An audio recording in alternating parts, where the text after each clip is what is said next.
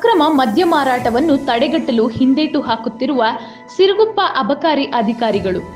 ಅಬಕಾರಿ ಇಲಾಖೆಗೆ ನಿಯಮಗಳನ್ನು ರಚಿಸಿದ್ದು ಬೇಕಾಬಿಟ್ಟಿ ಮದ್ಯ ಮಾರಾಟಕ್ಕೆ ಅವಕಾಶವಿಲ್ಲ. ಆದರೆ ಇದು ಕೇವಲ ಕಾಗದಕ್ಕೆ ಮಾತ್ರ ಸೀಮಿತವಾಗಿದೆ, ಅನುಷ್ಠಾನಕ್ಕೆ ಬರುತ್ತಿಲ್ಲ ಎಂಬುದಕ್ಕೆ ತಾಲೂಕಿನಲ್ಲಿ ಹೆಚ್ಚುತ್ತಿರುವ ಅಕ್ರಮ ಮದ್ಯ ಮಾರಾಟ ಸಾಕ್ಷಿಯಾಗಿದೆ.